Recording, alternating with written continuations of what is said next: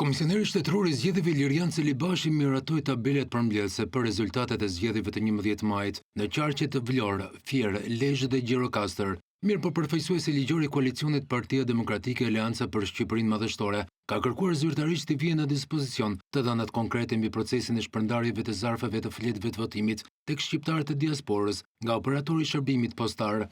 Franci Nuri theksoi se çdo vonesë në plotësimin e kërkesës do të ndikojë në procesin ankimues që do të përcjellë subjekti politik që përfaqëson.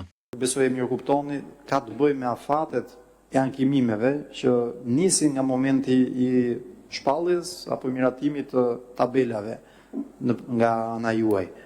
Dhe ne si subjekt cënohemi në drejtën tonë të ankimit efektiv, pastaj nëse nuk na vjen në dispozicion të plota këto prova që ne i gjykojmë thelbësore për këtë proces. Kur i komisioneri Celibashi poi rëndësinë e dokumentacionit të kërkuar nga opozita. Është e sigurt që e drejta juaj për ta prezantuar ankimin nuk do të cënohet dhe kjo është përgjegjësia e Komisionit Qendror të Zgjedhjeve nëse nuk do t'ju vendosin në dispozicion gjithë dokumentacionin e kërkuar, po besoj kjo nuk do të jetë rasti.